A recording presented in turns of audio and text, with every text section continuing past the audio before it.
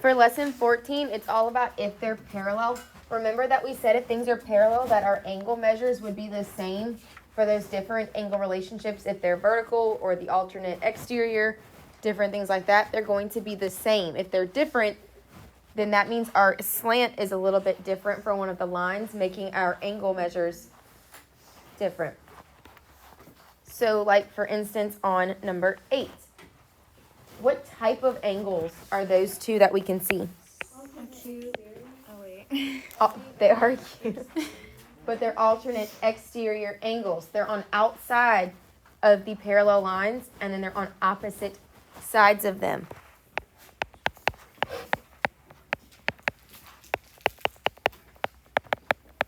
And we know that alternate exterior angles are congruent to each other. So those two are equal, which means that they are parallel.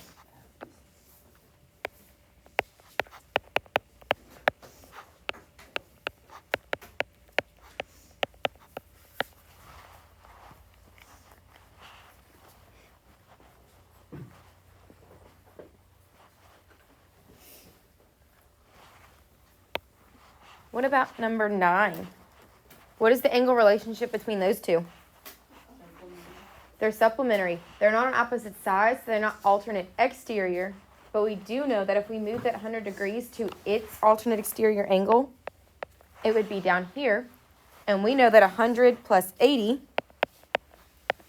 gives us 180, which means it's a straight line. So they are supplementary.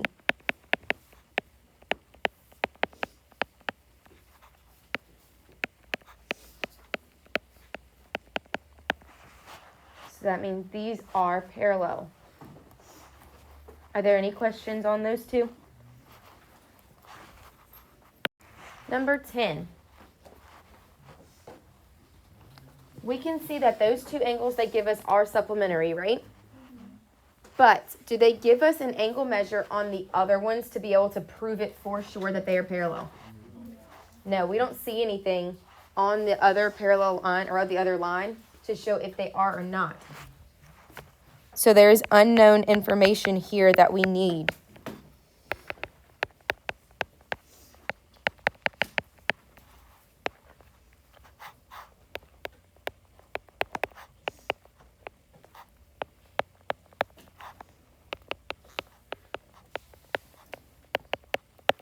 So we cannot prove for sure if they are parallel.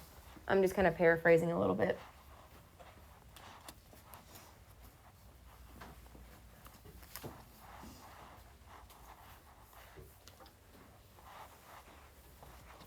But on 11, we can see that they've got an angle measure on both lines, so we can determine if it is or not. I'm going to go ahead and move this 135 to its corresponding spot down here.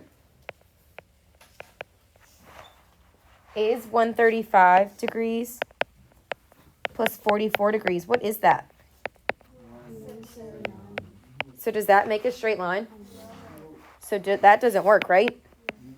179 is not equal to 180. So these are not parallel.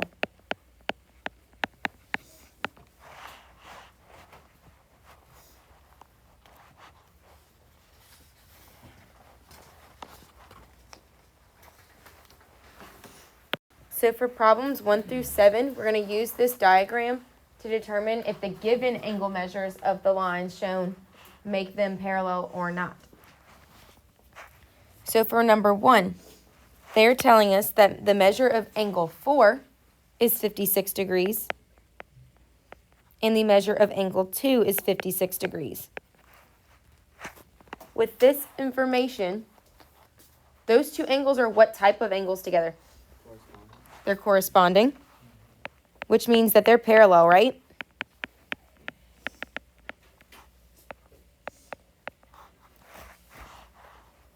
So those two are parallel.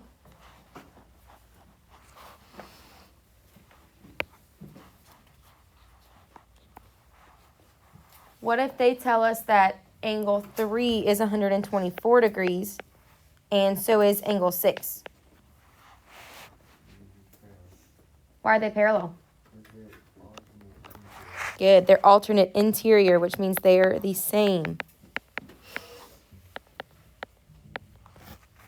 I abbreviated those. I was not fitting all that in there.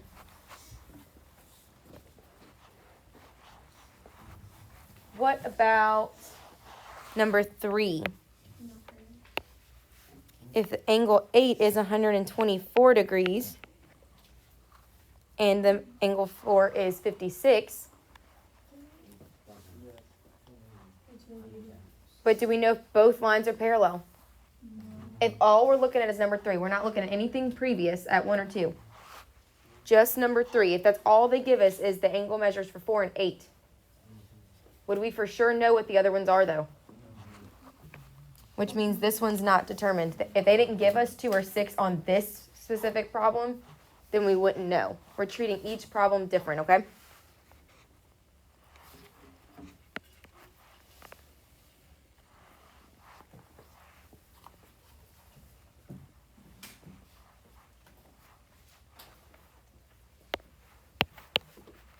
So I'm going to move on to number 4. If they give us angle 5 and angle 2 as 56 degrees, would we know if both of them are parallel? Why not? They didn't give us any of the other ones, so we don't know for sure if they're going to be the same.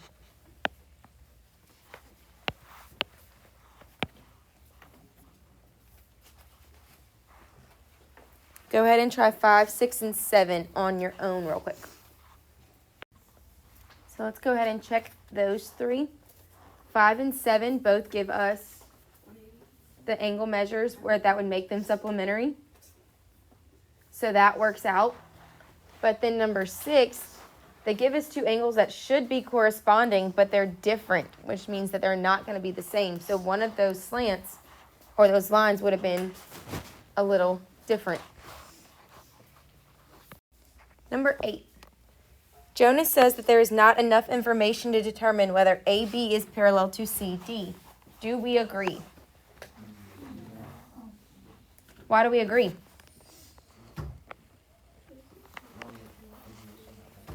They give us nothing for C to D, right?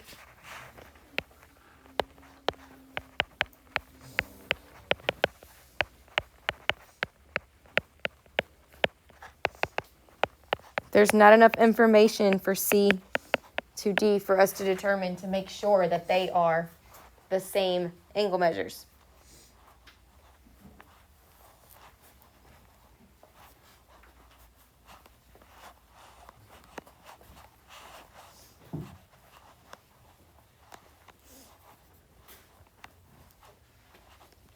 What about number 9? Are CT and DG parallel? Yes. How do we know? They'll add up to 180. Whether we move our 70 down or our 110 up, they're going to add together to equal 180, which gives us a straight supplementary line.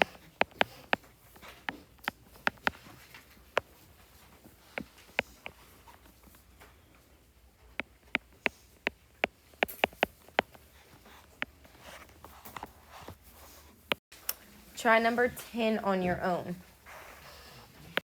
So what did we get for number 10? Yes, they are parallel because whenever we would move one of our 70s or the 110, they will add together to equal 180.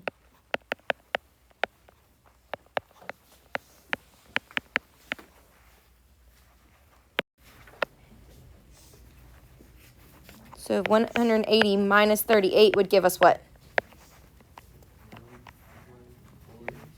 142, because remember straight lines add up to 180.